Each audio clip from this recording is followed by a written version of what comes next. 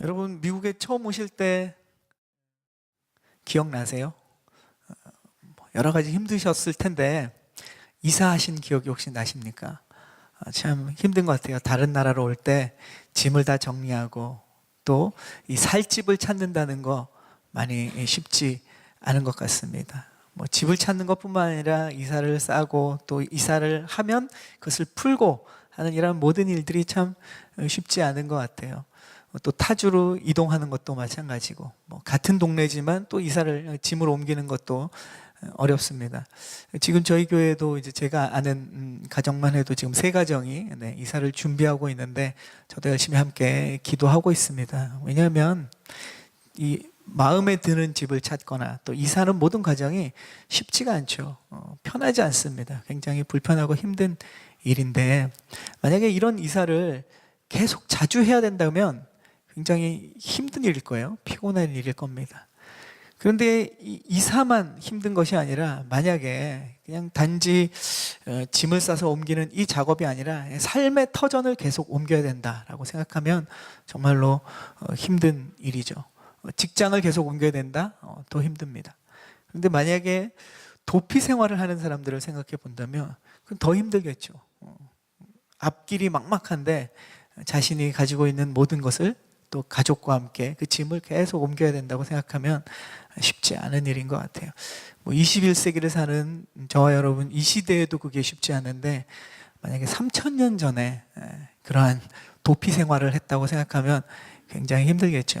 저희가 지금 사무엘상을 보고 있고 다윗을 보고 있는데 다윗이 3000년 전에 계속 도피 생활을 했어요. 그것도 하루 이틀 한 것이 아니라 10여 년을 계속 이동하면서 도망을 다닙니다. 이 일이 결코 쉬운 일은 아니고 정말 다윗의 인생에서 굉장히 고통스러운 시간이었을 거예요.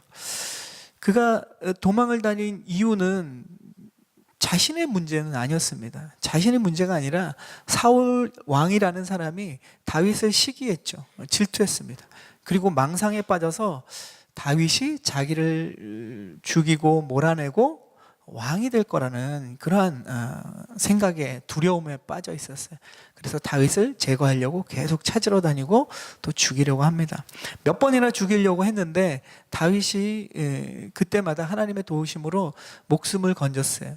사울이 계속 계획하고 죽이려고 했는데 안 되니까 이 과정 가운데 다윗은 더 이상 이제 사울의 왕궁에서 함께 살 수 없다는 결론이 났습니다. 그래서 왕궁을 빠져나와서 이제 돌아다니면서 도망 다니기 시작을 한 거죠. 유랑 생활이 시작이 된 겁니다. 다윗이 여러 곳을 전전하게 되는데 우리가 오늘 사무엘상 22장을 보지만 21장과 22장 이 짧은 말씀 안에도 보면 다윗이 도망 다닌 곳이 너무 많아요. 노시라는 지역으로 가서 먹을 것도 구하고 칼도 구하게 되고 그리고 그곳에 있다가 도저히 이스라엘 땅에서는 이 사울이 계속 쫓아다니니까 피할 곳이 없어서 망명을 합니다. 블레셋의 가드라는 도시로 망명을 하게 되죠. 이 블레셋은 이스라엘과 가장 적대적인 나라였고 다윗도 사실 이 블레셋의 골리앗과 싸워서 그러한 전쟁을 한 경우도 있지 않습니까? 오죽했으면 자기 적국으로 망명을 하겠습니까? 근데 망명을 해서도 블레셋 사람들이 이 다윗의 망명 의도를 의심합니다. 그래서 다윗이 굉장히 위기에 처하게 돼요. 결국은 다윗이 미친 사람 행세를 해가면서까지 극적으로 블레셋에서 다시 이스라엘로 도망쳐 나옵니다. 그곳이 오늘 저희가 읽은 이 아둘람 동굴로 도망을 오게 돼요. 오늘 말씀해 보면 아둘람 동굴에 그대로 또 머물러 있지도 않습니다. 거기서도 이제 도망을 가게 되죠. 가족들과 함께 모압이라는 나라로 갑니다. 이 모압 땅은 이 다윗의 증조모, 우리가 지난달 큐티 때 룻기를 하지 않았습니까? 증조모가 룻이에요. 룻은 모압 여인이었습니다. 아무래도 친분 관계가 있기 때문에 이 다윗이 부모님을 모시고 그곳에 부모님을 이제 모압 땅에서 맡기고 모압 땅의 요새에서 숨어서 지냅니다. 그러다가 지금 오늘 5절에 우리가 읽은 헤렛이라는 그 숲풀로 헤렛이라는 땅으로 다시 이스라엘로 돌아오는 과정입니다. 이 짧은 2장 안에도 다윗이 계속 다른 나라를 2번이나 왔다 갔다 이 망명과 유랑 생활이 너무너무 힘들었던 사람입니다. 이런 도필 생활 가운데 우리가 말씀을 자세히 보면 처음에 노시라는 땅에 갔을 때도 그렇고 블레셋에 망명을 할 때도 그렇고 다시 이스라엘 아둘람 동굴로 올 때도 그렇고 모압 땅으로 갈 때도 보면 하나님이 다윗에게 말씀하신 내용이 하나도 나오지 않아요.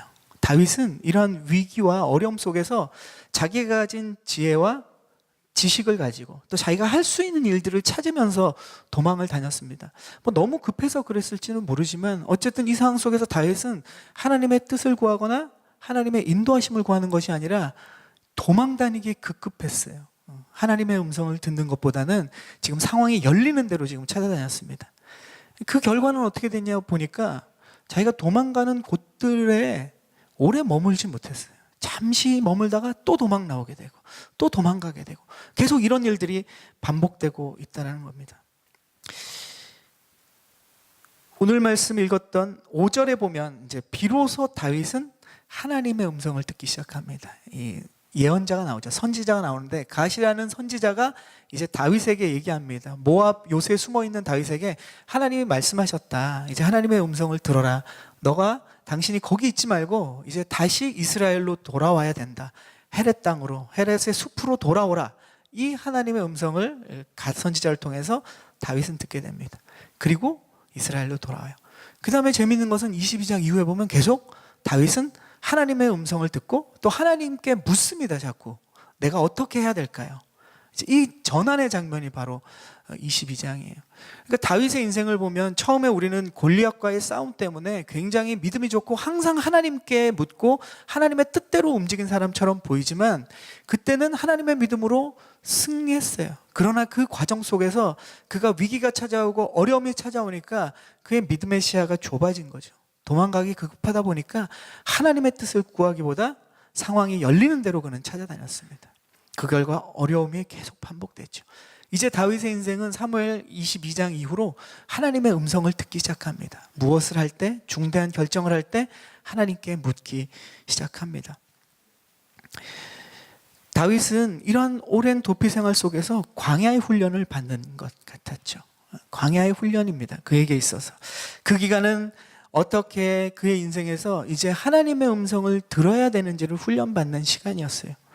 과거의 다윗은 믿음으로 골리앗을 물리쳤지만 다윗을 향한 소리는 전부 사람들의 소리였습니다. 사람들이 뭐라 그랬습니까? 진정한 장수다. 진정한 이스라엘을 구할 사람이다. 이런 사람들의 격려와 좋은 평가, 좋은 소리만 듣고 있었습니다. 어쩌면 다윗은 그때 사람들의 그 칭찬 소리와 기쁨의 소리를 들으면서 하나님의 음성을 듣는 것을 놓쳤는지도 모르죠. 그가 의도한 건 아니지만 그가 들었던 이야기는 항상 좋은 평가였다는 거죠. 이제는 다윗이 이 광야의 훈련을 통해서 무슨 소리를 듣습니까? 이제 사람의 소리는 들리지 않아요. 사람이 더 이상 다윗을 칭찬하지는 않습니다. 다윗은 관심밖의 사람이었고 어쩌면 이스라엘에서는 현상 수배범이었던 거죠.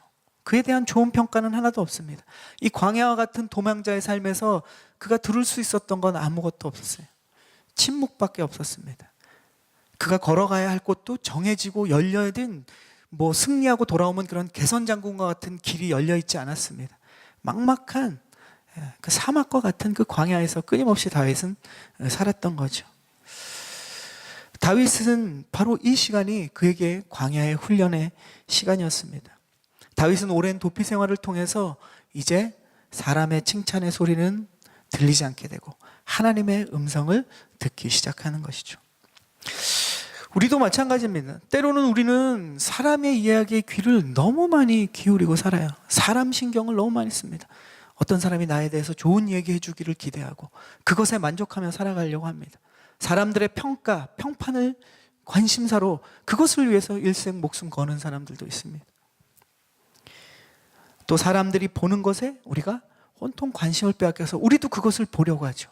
그리고 사람들이 갖는 것에 우리도 관심을 갖고 그것을 가지려고 우리의 삶을 투자합니다. 어쩌면 신앙생활도 그것을 갖기 위해서 우리의 신앙을 또 하나님을 사용할 때가 있다는 거죠. 그럴 때 하나님은 우리가 하나님을 바라볼 수 있도록 하나님의 음성을 들을 수 있도록 우리를 광야로 인도하십니다. 모든 사람이 광야를 거쳐요. 예수님도 모든 우리의 인간을 대표해서 광야의 그 과정을 거치셨습니다. 저와 여러분도 그 광야의 과정을 거쳐가는 겁니다. 우리가 우리의 삶의 환경이 차단되지 않으면 우리는 그 환경 속에 흠뻑 빠져서 살기 때문에 하나님은 때로는 우리의 삶의 환경에서 떼어서 광야로 우리를 인도하신다는 거죠. 세상에 아무 소리도 들리지 않는 침묵의 시간, 한 치 앞도 보이지 않는 그 공간으로 우리를 인도하실 때 우리는 참 마음이 어렵습니다. 그리고 우리는 두렵기도 하죠. 낙심되기도 합니다. 그런데 그 시간에 우리는 진짜 하나님을 만나게 되는 거예요. 진짜 하나님을 깊이 만나는 곳은 바로 광야입니다. 그 광야에서 우리는 변화되고 우리의 믿음이 비로소 애 같은 믿음에서 이제 어른의 믿음으로, 장성한 믿음의 분량으로 우리가 자라게 되는 거죠. 그런데 우리가 여러분 기억해야 될 것은 그 광야의 기간이, 우리가 그 광야의 길을 걸을 때는 너무도 길고 끝이 안 날 것 같아요. 그런데 광야의 기간은 항상 일정 기간, 그 기간이 있습니다. 그 광야의 시간은 끝이 있다는 것을 우리가 생각해야 돼요. 광야의 길을 갈 때 우리가 이게 끝없을 것 같아요. 영원할 것 같아서 우리가 지치고 낙심하고 포기하는 것이 많습니다. 그러나 하나님이 우리에게 광야를 인도하실 때는 이것이 훈련의 기간이기 때문에 훈련은 반드시 끝이 있습니다. 일정 시간이 끝나면 그 광야의 길은 끝이 나는 거예요.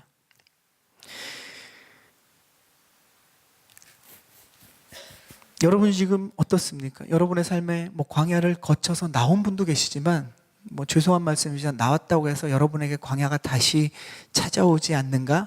또 광야는 찾아올 겁니다. 또 다른 광야는 우리에게 계속 찾아올 거예요. 혹시 여러분 지금 광야의 시간을 걷고 있습니까? 우리가 기억해야 되는 것은 끝이 있다는 거예요. 이 기간에 우리가 필요한 것은 하나님을 깊이 만나고 훈련을 통해서 우리가 성장하고 자라는 것을 바라볼 때 이 광야가 낙심의 자리가 아니고 힘든 자리가 아니고 벗어나야 되는 자리가 아니고 이곳에서 하나님이 나를 만나주시고 말씀하시는 자리가 된다는 것을 우리는 기억해야 됩니다. 광야의 시간을 통해서 하나님께 집중하는 법을 우리가 배우게 된다면 광야는 의외로 빨리 끝나게 됩니다. 그래서 우리는 이 광야의 길에서 좌절하지 말아야 돼요. 우리가 먼저 광야에서 좌절하면 안 됩니다. 하나님이 우리를 그것을 통해서 훈련시키고 성장시키고 축복하기 원하시는데 우리가 이미 포기하면 안 된다는 거예요. 그리고 이 광야의 기간을 우리는 피하지도 말아야 됩니다. 하나님께서 우리를 광야의 길로 인도하신다면 오히려 이 광야에서 적극적으로 하나님께 집중하고 하나님을 만나고 하나님을 배우게 되면 광야는 지나가는 거예요. 이 지나가는 광야가 종착역이 아니기 때문에 우리는 이 속에서 발견해야 될 것, 얻어야 될 것들을 찾아야 합니다. 그렇게 우리가 광야를 지날 수만 있다면 광야는 축복의 시간인 겁니다. 광야는 감사의 시간이 되는 거예요. 다윗은 이 광야의 시간 속에서 진정한 왕으로서 이제 준비가 됩니다. 기름 부음 받은 건 아주 어렸을 때 받았어요. 그러나 그가 왕으로서 훈련 받은 것은 왕궁에서 훈련을 받은 것이 아니라 광야에서 그는 왕으로서 준비되어 갑니다.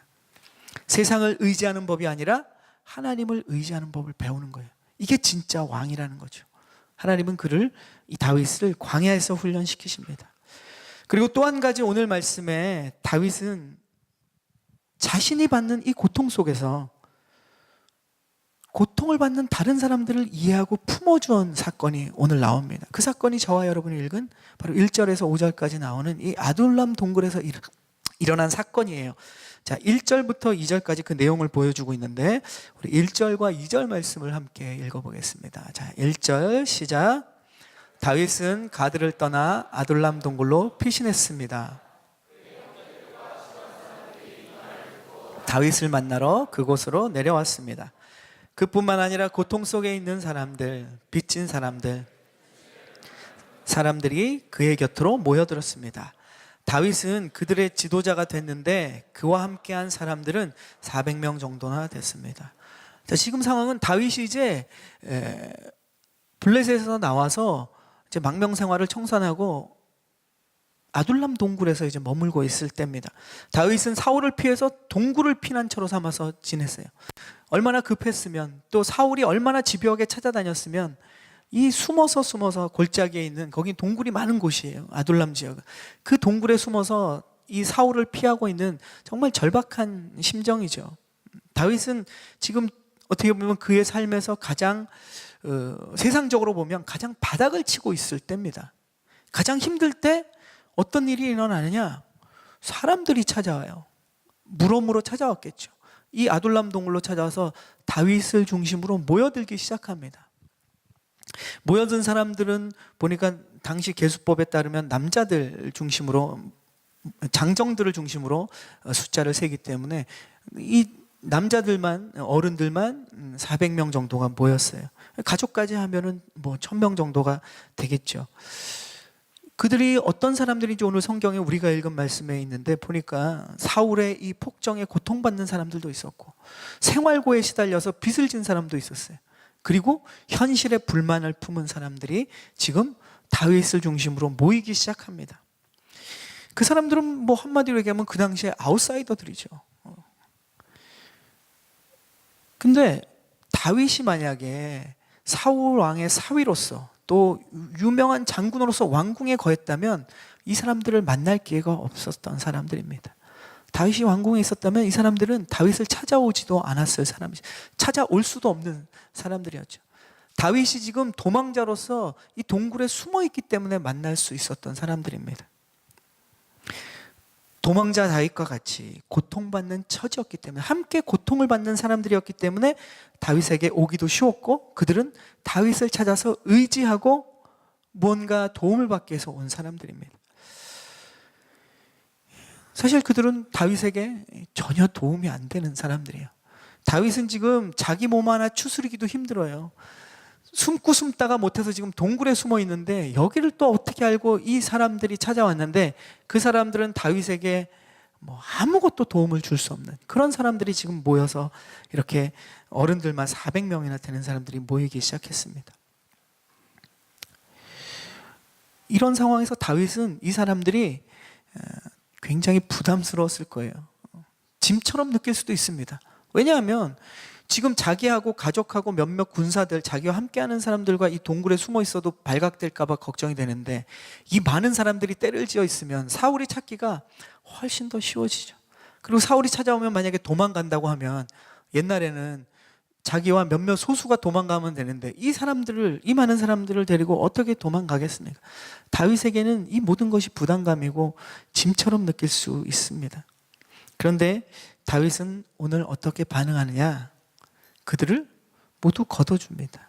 그리고 돌봐줘요. 다윗은 그들에게 비를 피할 우산이 되어줍니다. 나중에 사건들을 보면 이들이 고통받을 때, 또 이들 가족이 고통받을 때 그들을 또 다 포로로 잡혀갈 때 또 구해주는 사건도 나오고, 다윗은 이들을 그냥 이렇게 품어준 것이 아니라 자기 가족처럼 생각하고 동고동락했다라는 거죠. 그런데 이들을 처음에는 다윗이 뭐 전혀 도움이 안 되는 사람들이지만, 내가 정말 하나님의 마음으로 도와줘야 되겠다라고 도와줬지만, 나중에 보면 이들이 어떻게 다윗에게 어떤 존재가 되느냐? 다윗을 보호하고 다윗과 함께 이 다윗 왕국을 일으키는 데 주도 세력이 됩니다. 이 400여 명의 용사가 돼요. 그리고 다윗과 함께 똘똘 뭉쳐서 다윗이 왕으로 이끌어가는데 아주 중요한 역할을 하는 사람들이 됩니다. 다윗 왕국을 이루는데 아주 중요한 사람들이 돼요. 우리 주변을 보면 우리도 때로는 짐처럼 느껴지는 사람이 있습니다. 나 하나 지금 건사하기도 힘들어 죽겠는데 주변에 힘든 얘기를 하는 사람들이 있고, 때로는 그 말 속에 나를 좀 도와달라는 사람들이 있습니다. 나에게 지금 당장 실제로 도움이 되지 않는 사람들처럼 보이는 사람들이 우리 주변에 있어요. 그 사람들이 뭐 멀리서 찾을 필요가 없습니다. 때로는 우리 부모님들이 그런 사람들처럼 보일 때가 있어요. 우리 자녀들이, 우리의 배우자가 그런 사람일 수도 있어요. 지금 내 마음이 힘들어 죽겠는데 나의 사정, 나의 마음을 위로해달라, 내 사정, 내 힘든 것을 알아달라고 하는 우리 주변의 가족일 수도 있다는 거죠. 또 우리 교회의 식구들이 또한 그들의 말 속에 또 그들의 의도 속에 나에게 도움이 필요하다라는 이야기를 하고 있을 수 있다는 겁니다. 직장의 동료들이 그럴 수 있죠. 그들이 지금 내가 볼 때는 도와줘야 될 사람들 같고 전혀 나에게 도움이 되지 않을 사람처럼 느껴질 수 있어요. 그러나 우리가 기억해야 되는 것은 무엇이냐? 오늘 사건에도 우리가 나누었지만 하나님은 내 곁에 보내준 사람들을 이유 없이 보내준 사람은 하나도 없다는 거예요. 분명히 이유가 있습니다. 내 주변에 한 사람 한 사람 하나님께서는 선택해서 우리 주변에 보내주셨어요. 그들이 가족이든 교회 공동체의 식구든 일터의 사람들이든 친구든 때로는 내가 볼 때 굉장히 힘들어하는데 자꾸 나를 쫓아다니는 사람이든 분명히 하나님은 그 사람들을 우리에게 보내주신 이유가 있습니다. 가장 근본적인 이유는 뭐냐? 그 사람을 통해서 하나님은 우리에게 축복을 주시기를 원하는 거예요. 그들이 우리의 축복의 통로가 됩니다. 그런데 우리가 지금 상황과 나의 인간적인 계상을 통해서 그들이 나에게 짐처럼 느끼게 된다면 우리는 그 축복의 통로를 다 놓치게 되는 거예요. 그들이 있기 때문에 우리가 힘을 얻게 되고 결국 우리가 살아나게 된다는 것을 하나님은 아시고 우리에게 붙여주시는데 우리가 그것을 모르고 우리가 그것을 피하고 우리가 그것을 또 사용하지 못할 때 우리가 그와 함께 그 일들을 해내지 못할 때가 너무 많다는 거죠. 너무 많은 기회들을 우리는 잃어버립니다. 여러분도 들어보실지 모르는 그 인도 출신의 탁월한 믿음의 사람, 성자로까지 불려졌던 썬다싱의 이야기가 있습니다. 아마 이 얘기는 많이 들어보셨을 거예요. 근데 이 얘기에 이건 실화고 썬다싱이라는 그 분이 믿음의 사람이 믿음의 그리스도인이 경험했던 실제 이야기입니다. 그는 인도 출신이지만 이 정말 티벳과 그 오지라 그러죠. 힘든 곳을 찾아서 부족을 찾아서 그 옛날에 선교를 하던 분인데 티벳을 선교할 때 하나의 그가 경험한 사건입니다. 티벳을 선교하려면 티벳은 굉장히 높은 곳에 있기 때문에 산을 넘어가야 됐어요. 어느 날도 늦은 밤 산을 넘어가야 됐는데 혼자 넘어가다가 티베트인 현지인 한 사람을 만나게 됐습니다. 함께 그 산을 넘어가고 있어요. 한참 이야기를 나누면서 넘어가는데 한 사람이 앞에 엎드려져 있는 거예요. 가서 봤더니 거의 죽으려고 해요. 그래서 썬다싱이 얘기합니다. 이 사람을 우리가 교대로 업고 산을 넘어가자. 이대로 두면 얼어 죽는다 라고 얘기하니까 그 옆에 있는 티베트인이 이 사람 데려가면 우리 다 같이 죽는다. 그래서 데려갈 수 없다 그러고 혼자 떠나가 버립니다. 썬다싱은 할 수 없어서 이 사람을 업고 그냥 죽을 똥살똥 힘들게 계속 그 산을 넘어갔어요. 한참을 가다 보니까 자기 앞에 또 한 사람이 쓰러져 있는 거예요. 봤더니 먼저 떠났던 그 티벳 사람인 거예요. 얼어 죽어 있는 모습을 발견했습니다. 썬다싱은 내가 지금 더 힘들게 이 사람을 업고 가는데 우리는 왜 살아있지? 생각해 봤더니 이 사람을 업고 가느라고 썬다싱이 너무 힘든 거예요. 열이 너무 많이 나는 거예요. 그러니까 얼어 죽지 않는 거죠. 또 썬다싱의 열에 의해서 엎혀있던 사람이 얼어 죽지 않고 그 사람의 또 체온에 의해서 썬다싱도 살아나는 거예요. 썬다싱은 이 자신의 이 경험을 통해서 하나님의 말씀을 하나 알게 되는데 체험하게 되는데 마태복음 16장에 이런 말씀이 있습니다. 누구든지 제 목숨을 얻으려고 하면 잃을 것이다. 이 성경의 말씀이 나에게 지금 이 시간에 이게 경험되어졌구나. 그런 고백을 하게 됩니다. 우리가 나 혼자 살기 위해서 발버둥 치면 겨우 나 하나 살 것 같은데 그래서 내가 지금 주변에 나에게 도움이 될 만한 사람들을 찾아다니려고 하는데 그러면 나에게 훨씬 더 효과적일 것 같지만 아닙니다. 실망하기 일쑤고 전혀 도움이 안 될 때가 많아요. 오히려 자기께 자기가 넘어갑니다. 받으려고 하는 사람은 받아도 누리지 못해요. 근데 주려고 하는 사람은 그 주려고 하는 마음 때문에 하나님이 그에게 부어주십니다. 그것을 자신이 누릴 뿐만 아니라 자신이 흘려보낼 그곳도 살리는 사람이 되는 거죠. 아까 썬다싱이 경험한 그 경험과 똑같은 것입니다. 이것이 하나님의 법칙이에요. 하나님이 일하시는 방법은 굉장히 세상과 다릅니다. 우리는 세상의 방법으로 우리의 문제를 해결하고 무언가를 더 얻으려고 하지만 하나님은 그 반대의 방법을 사용해야 우리에게 넘치는 것으로 채울 것이라고 얘기합니다.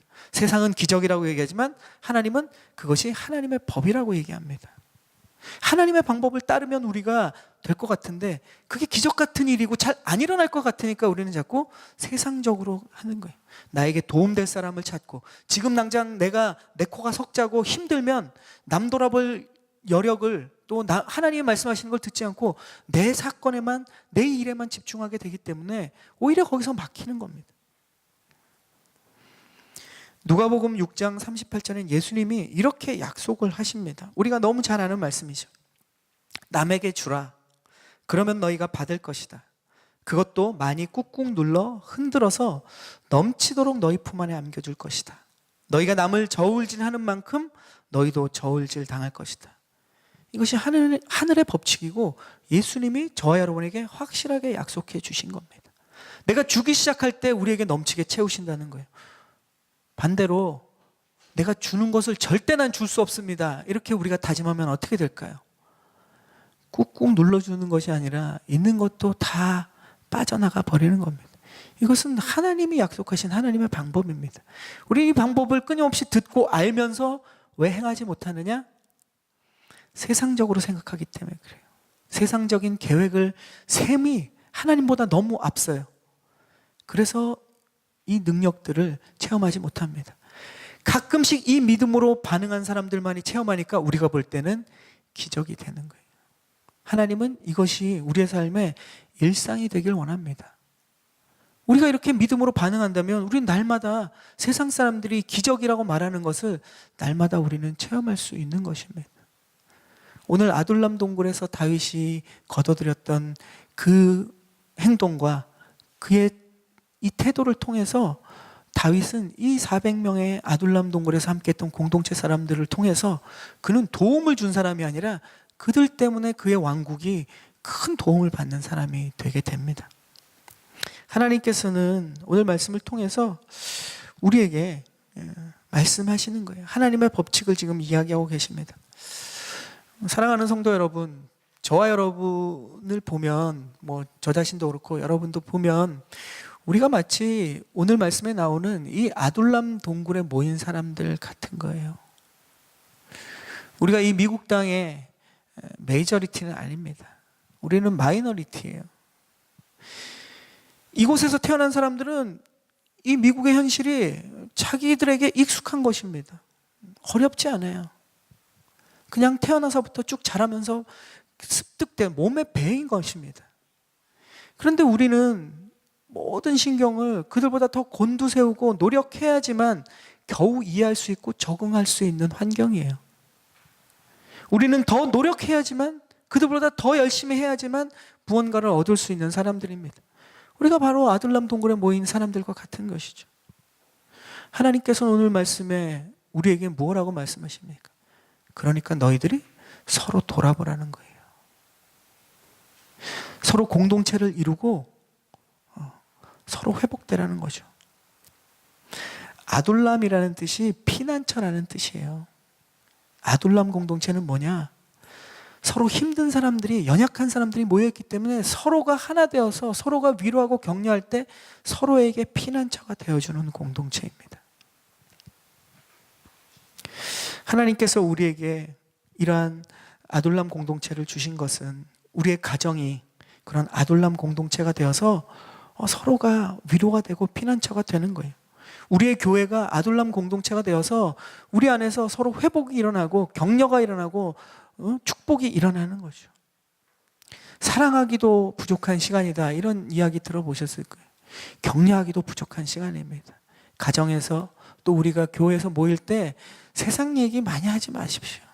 그건 세상에서도 날마다 하는 얘기를 왜 여기 와서 합니까? 교회 안에서는 우리가 하나님의 축복과 격려와 사랑과 이 은혜를 나눌 시간도 부족해요. 겨우 일주일에 이 작은 주어진 그 시간조차도 우리가 활용을 못한다면 어디서 우리가 활용할 수 있겠습니까? 우리의 일터를 아둘람 공동체로 생각하십시오.